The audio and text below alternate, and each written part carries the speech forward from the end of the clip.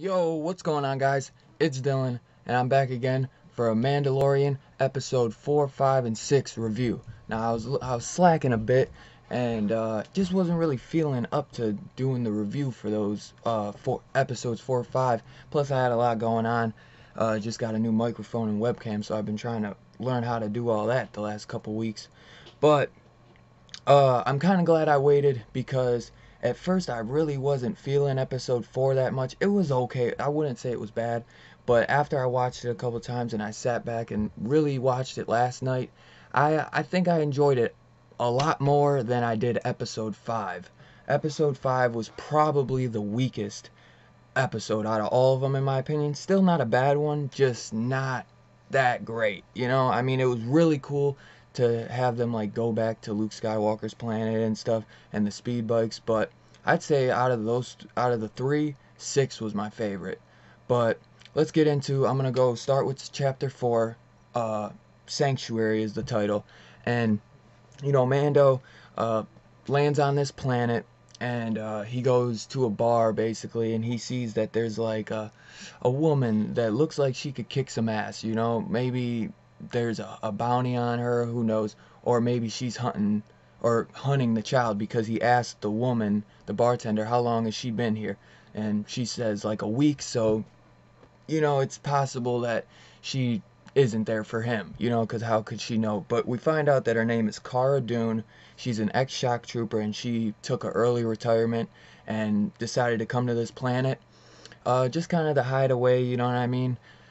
And she kind of basically tells Mando, after her and him get into a huge fight, which I enjoyed kind of, but I'm wondering how she ain't like breaking her damn hand when she's like literally bashing his helmet. And I wonder how much damage he really takes when he takes a hit from that, like takes a hit to the helmet. Like, I wonder how much padding he's got inside. But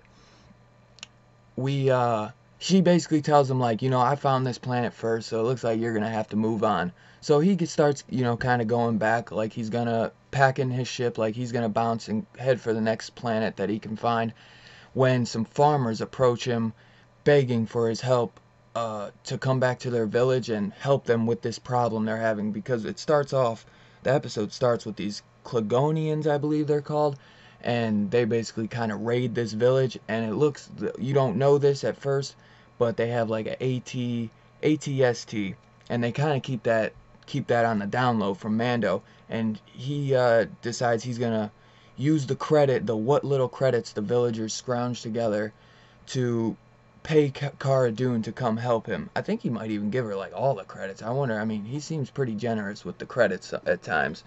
But she comes with him, and they do a little recon, and they find there's some cool like atmosphere where it just looks like kind of reminiscent to Jurassic Park, when T-Rexes just like tear through the trees and stuff. And they're like, oh shit, like, you guys didn't say nothing to us about an ATST. Like, there's only 2 of us. We can't do this. You guys, the people in the village are gonna have to move. And they're pretty persistent on not wanting to leave, period. So they won't leave. So it's either they're gonna die, or Mando's gonna have to teach them how to fight and survive.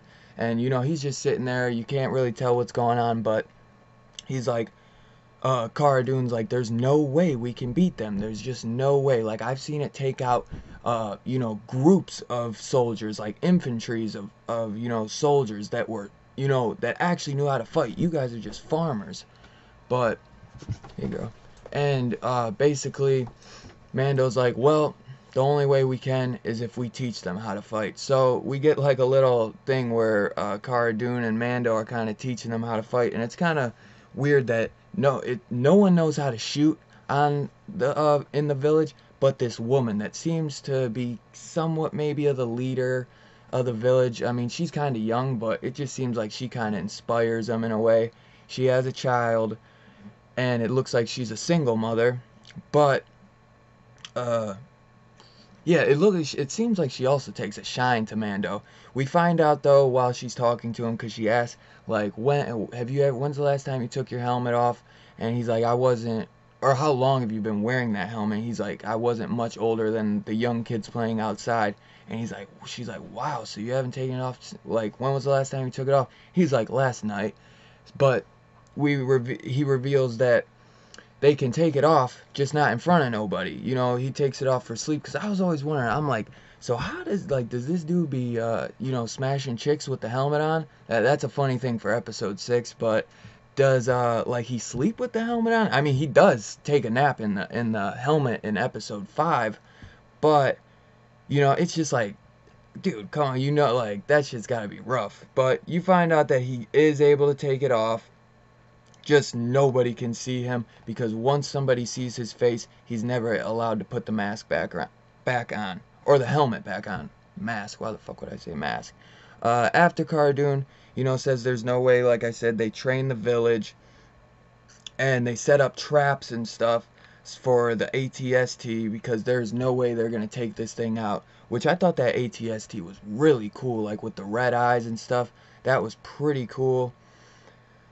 So they, you know, set up traps, they train the village, and they get these, they go to the Klingonians, like, wherever they're staying, like, where they got their tent set up and shit, and they basically set a bomb to go, so when they're coming back, they're coming in hot, and it's a setup for the Klingonians to run right into this, and they have everybody waiting. So once they do that, they get into a little fight. It doesn't go exactly as planned at first, and they have to take out some dudes. It's pretty damn convenient that bomb that Mando set is literally the longest bomb ever. I mean, he must have set it for like 2-3 minutes or something. But we get them running back, and then you see the ATST like rise up with the red eyes, which I thought was pretty cool. Like, I know they did the red eyes to make it more like menacing.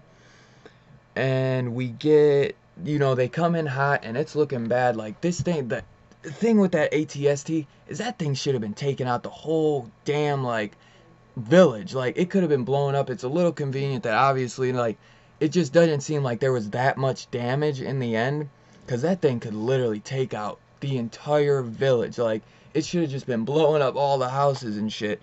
But at first, you know, they set like a pond, like a big puddle pond, where it's gonna step in and fall in the ATST. But right before it's at the edge, it stops, and Cara Dune has to kind of lure it to take that extra 1 or 2 steps. And, you know, she has to take the, what was it, the shock rifle or whatever that Mando has, which is like the coolest freaking rifle ever. And she gets it to take that step, and it quickly falls, and like its leg breaks, and then Mando runs up all quick and heroic, and throws that bomb in and jumps right in the puddle, and boom, it's blown up, which was pretty cool. I mean, it's just a little, you know, convenient, but I mean, yeah, I don't know. It was cool, but it took a while for me to enjoy this episode. Like, I never thought it was bad or anything. I was like, it's just not what I was expecting. But I'm telling you, after the 3rd time watching it, I really ended up liking it, and I definitely liked it better than Chapter 5. And, you know, we figure out that the woman wants the Mando to stay. She wants him to have a home. She wants him to be able to raise his child there, but he has figured out that I'm gonna leave the child here. But I have to continue on. My life is not the life for a child, like being on the run or being just always constantly moving. It's just no life for a child. Here, the child is happy, and he could have a life and be a kid. But quickly, that goes, because actually you see the girl, she's like about to take his helmet off, and he's like, no, like, I can't, you know, like, this is the way. He doesn't actually say that, but he does say that, like, and it's so funny in episode 6 what that purple chick says, which I hated that purple chick. I really did not like her. But we find that there is a hitman or another bounty hunter that is still tracking the child, and he has come to the planet. So Cara Dune thankfully takes this dude out, because otherwise the child would have been dead. So we figure, you know, Cara Dune was even like, so you could, you know, like, what happens if you take the mask off? Do they, like, come hunt you down and kill you? He's like, you could just never put it back on. She's like, that's it? She's like, so you could, you know, have a wonderful, spend the rest of your life with that beautiful woman and raise a family, and you decide not to. And he just kind of doesn't say much, but after that hitman, that bounty hunter comes, he knows that they're never going to stop tracking him, and the child has to stay with him because he can't leave the child. Otherwise, if somebody comes and he's not there to protect him, he's done. So they move on, and we get to chapter 5, which is the gunslinger. This was probably my least favorite. Maybe I'll have to watch it another couple times to see if I can get into it. I really enjoyed the speeder bike scene, but let's start off. You know, it begins with a space like fight, and you know there's a pilot, which is a bounty hunter that's tracked the Mando, and he ends up using his line. He's like, you know, give me the child, or whatever, and he's like, I can bring you in warm or I can bring you in cold. And Mando's like, does a quick break, pulls, and then the guy goes right past him, and he's like, that's my line, and blows that boy to hell. That shit was badass. That was another thing. That was one of the coolest parts. I mean, it was a little weird, but I thought that was like cool, that line, that catchphrase. But he takes some damage from being in that fighter, that pilot fight, whatever they would call that. And you know, he has to land on a planet, which if you're a big Star Wars fan, you will recognize this planet. You might not remember the name off top, which I kind of forgot it, but he has to land on the nearest planet, which is Mos Eisley, and that is the planet where Luke Skywalker grew up. So I think that's where Obi-Wan was hiding out too, like the old one, because that's where, yeah, I'm pretty sure. So, and then that's also where the famous cantina scene with Han Solo and Greedo happens, you know, where he shot first. So that was pretty cool to see. You know, Mandalorian kind of takes a walk around the Mos Eisley like town or whatever, and it's a little bit more like dead. It's not like, kind of like a western town in a way, kind of like how the original Star Wars was, because later on George Lucas like added CGI and made the town a little bit more packed and more livable, or like it looked like it was more packed with a lot more people. So you know, in the original one it was more of like a ghost town. So that was pretty cool to see. But, you know, he lands, and he has this woman, Ellie, I think her name was, and she is the one that's going to fix his ship, but he doesn't have enough credits because he's taking the ship took quite a bit of damage, which I believe the ship is called the Crest, and he leaves Baby Yoda behind. So this dude is like straight up like a horrible parent. I mean, he's not a parent, but he's just horrible. Like, he just leaves his kid laying around anywhere. And Baby Yoda, he like emerges like off the ship, and I think like each episode they start giving him more facial expressions, and he's walking. And there was a scene when he's walking off the ship, and the woman Ellie is like, "Oh, be careful, like, dogs, you stay back or whatever," until she knows it's a little child, and you know they do this facial expression, which I liked it, you know. So Mando needs to find a job because he doesn't have enough credits at the moment to pay Ellie to fix everything on his ship. He tells her, "I'll get you the rest of my credits." He gives her everything he has, and she's like, "Yeah, I heard that one before."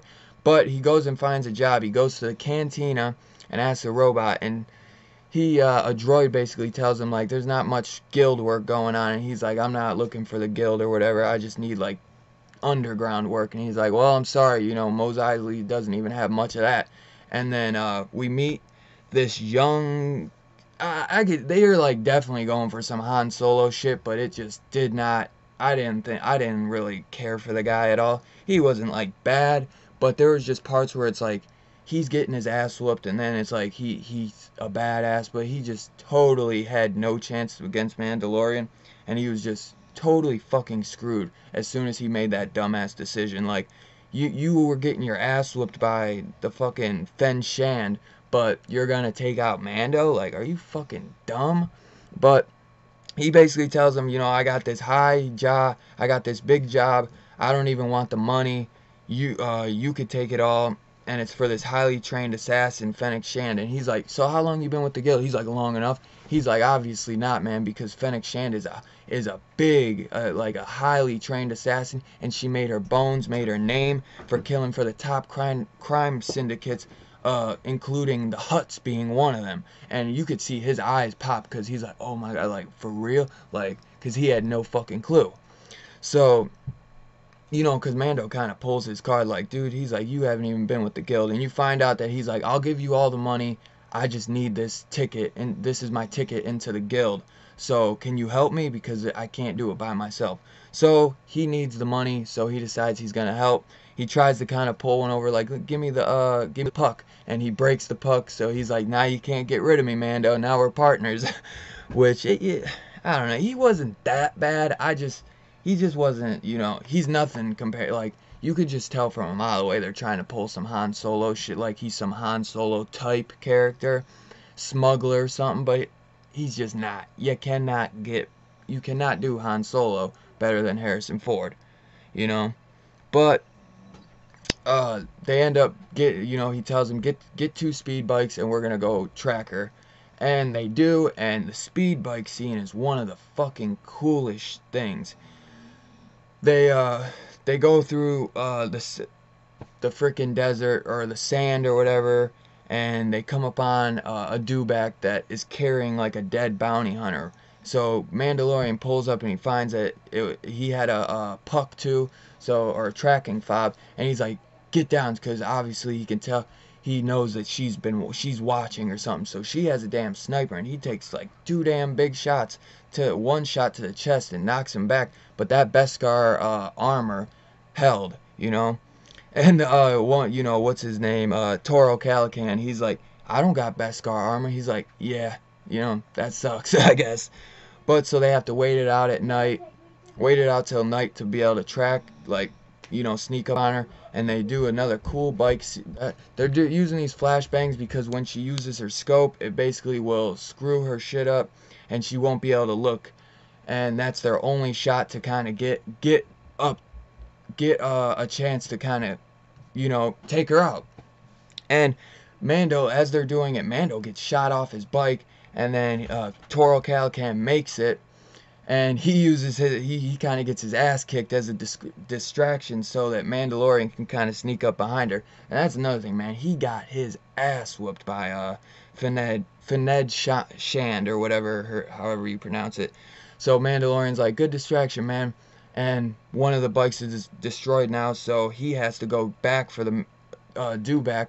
But he tells the kid to go first, and he's like, nice try, dude. Like, you're not gonna run off with my bounty. So he's like, whatever, dude. He's able to look ahead and see it's not that far away, the dewback. So he's like, I'll get it and I'll be back. But you don't let her get on that bike, or we're screwed, or you're screwed. And she starts running her mouth to Toro like, oh, you know, like, we could do this, we could do that. I'll pay you triple or whatever if you take me back. And he's like, dude, I don't give a shit about the money. Like, he's like, are you sure? Because it looks like Mandalorian's running things. He's like, yeah, I'm sure. Like, man, the only reason he gets paid is because I say so. This is my gig. And she's like, well, you know, you're too blind to see what's for you. Like, the Mandalorian is worth way more than me or anybody. And he's like, well, how do I know it's that's the Mandalorian? Because she says like a snotty remark like, I heard Navarro was pretty bad, you know, when they had that big fight with all the bounty hunters trying to kill him in episode 3, I believe that is, or episode 2 or something. It might be episode 2. And basically, he's like, how do we know it's that bounty hunter? And she's like, well, there's not many bounty hunters, or Mandalorian nowadays, so it has to be him. And then she references the child, and he saw Ellie with the child earlier, so he's like, oh shit, it is. He doesn't reveal to her that he knows that it's 100% him, because he kind of leaves it to be unknown if he really for sure knows, but he knows that it's him. And he basically gets what was it? He's like, thanks for the tip, you know, because now she tells him, you'll be legendary if you take the Mandalorian. And it's like, dude, you got her, that should be good enough for your ticket. Like, she's a top assassin for crime syndicates. Like, that should be good enough to make you legendary. Like, you're not gonna get the Mandalorian. Like, you're so fucking dumb, bro. Like, take what you can get. And she even says, like, you have to do what's smartest for you. And it's like, that's not the smartest for your survival. Like, the smartest thing was to take the bounty you already got handcuffed and then just do that and, you know, collect your reward and get into the guild. Like, this dude was dumb for that. Like, for real. Yeah, okay, so we get the draw, which, like, he has a pretty damn quick draw, which was pretty impressive. But so he kills Fined Shand, and he's like, thanks for the tip. So basically he killed her, so that bounty's just done. And he takes the speeder bike and goes straight for the child, and by the time Mandalorian gets back with the dewback, he knows what's up, and he goes right back to the child. And then he's holding the child and Ellie hostage, and he's got a gun to their head. And, you know, Ellie goes to kind of, you know, put the handcuffs on him while Mandalorian's got one of those flashbangs or whatever. Uses that flashbang, quickly shoots the guy, and then he falls down, and then the child's okay. And then he takes the money that Toro Calican must have had in his pocket and uses that to pay Ellie, and then boom, that's the end of the episode. It was a pretty quick finish, honestly. It just wasn't the best. Chapter 6, though, is called The Prisoner. This was one of my, I really enjoyed this. It had a lot of comedy in it. We get Bill Burr's goofy ass in this. Like, I'm not feeling him as, like, no, like, mercenary or anything, but he was just absolutely hilarious as, you know, a mercenary. Like, this whole squad, though, that Mandalorian teams up with to go retrieve this prisoner, they are all just dumb shits, dude. They're so fucking stupid. Like, like, they see... Okay, we'll start off with we get this guy, Mark Boone, who, aka, I will always remember this guy as Bobby from Sons of Anarchy. Even has, like, the damn, you know, vest on, leather vest, like, from Sons of Anarchy. Still the same haircut and beard and everything. And he's the one that hires, or brings Mando in to come help them. And the one girl is like purple, Sheehan or something. And then Bill Burr's character is called Mayfeld. And then there's one guy that kind of looks like the devil or something with red face and horns. And he's kind of the brute. And then I guess Mayfeld, Bill Burr, is the leader in this group. And the purple chick, who I did not like her at all. She was so fucking annoying, dude. So annoying. Like, I couldn't stand her. And, like, everything she did, just hissing, like with her damn vampire teeth. Oh my god. She was just so stupid, like. And then we get, they end up, Mandalorian, they think they're gonna just kind of go retrieve some guy that was, like, kidnapped by maybe a syndicate or something. But then they find out that this guy is in prison. And they're like, well, it's a droid it's ran by droids, so don't you hate droids, Mandalorian? He's like, well, I'm not looking for that type of heat. And they're like, well, neither are we, so just do the job and get out. So he decides, you know, I'm going to do it because, like, he needs the money. And it's hard kind of with not working for the guild. He has to do shit underground and low-key.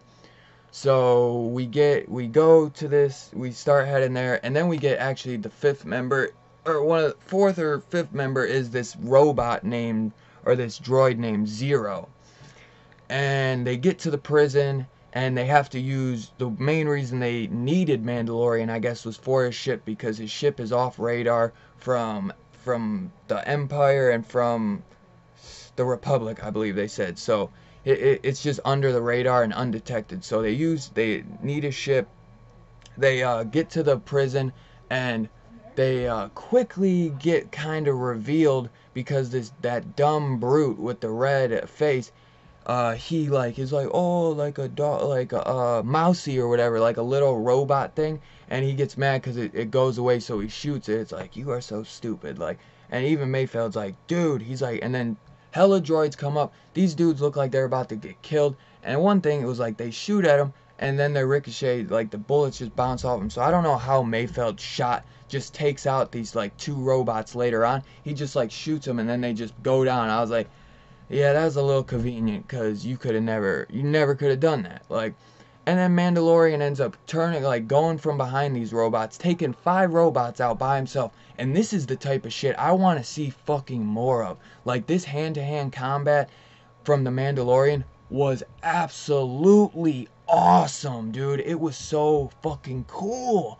Like, I love this hand-to-hand combat. Like, he's ducking, bobbing, weaving, and then he's hitting them with the fire, and hitting them with the, like, he's got some, like, metal, like, steel cord, and he's ripping their heads off. Dude, it was absolutely fantastic. Like, I want to see more fight sequences from him, like, hand-to-hand shit like that, where he's taking out multiple people. That was so cool. And like after they sit back and they're like, hold on, let's watch this. And it's like, after you see that, you guys dare to cross this motherfucker? How stupid can you be? This dude just took all these guys out like it was nothing. And they go through, and then they find one human guy, because this prison was not supposed to have any humans on it. It was supposed to be an all droid secured ship.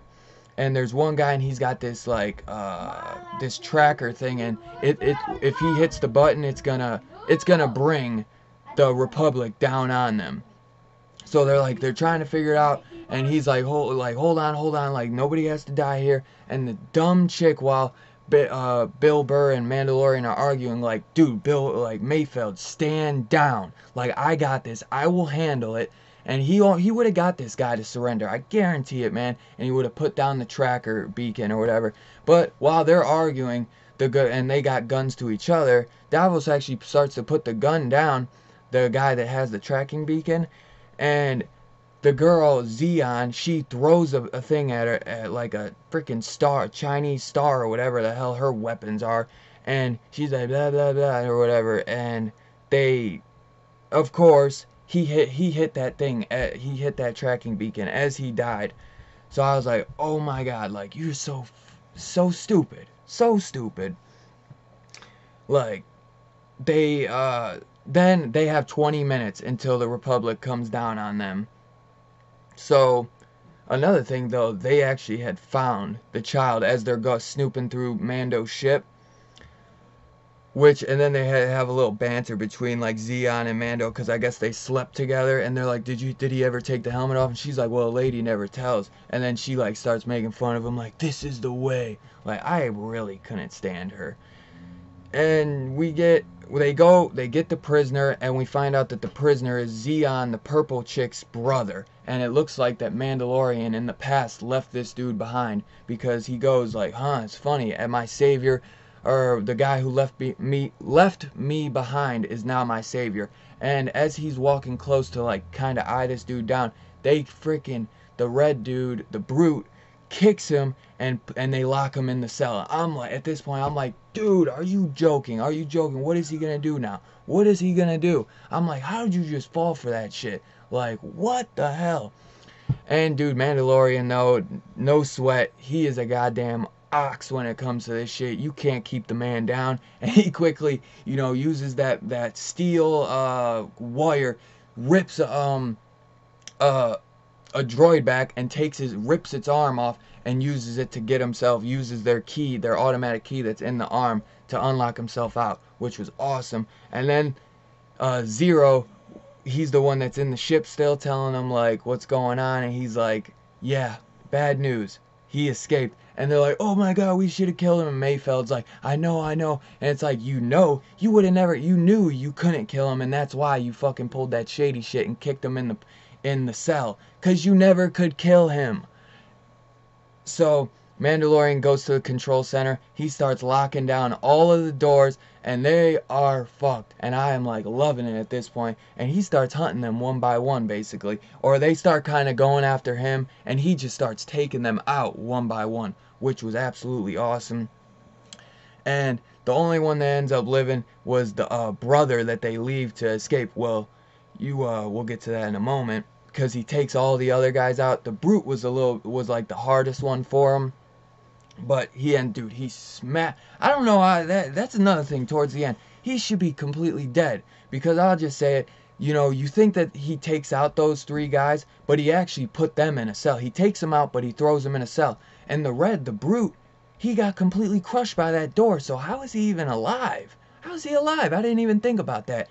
But I loved how he threw them all in the cell, and he takes that tracking beacon with him, and he plants it on the purple dude's brother. I can't think of his name off right now, But they take him back because he's like, don't, he's like, come on, take it, like, don't, you killed the others, didn't you? Because at this point, he thinks that Mandalorian killed them all. So he's like, man, like, just take, like, I'll go willingly, like, come on, be reasonable, man, Mando, like, you can collect your bounty, you know, don't you have a code or something? So he ends up collecting his bounty, taking him back to Mark Boone, and he leaves that tracking beacon in the pocket of the brother of the purple dude. So that was awesome. So these dudes thought they were slick and pulling a fast one on him, but he got they asses, man.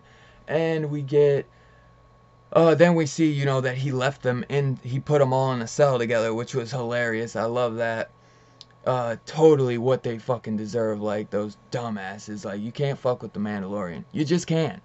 So we and then even so, he's like, what happened to the others? He's like, no questions asked, right? Mark Boone, like, and then Mark Boone's like, yeah, you're right, no questions asked. And then it was funny because Mark Boone earlier, he's like, just like the good old days, huh? And Mando's like, just doesn't answer.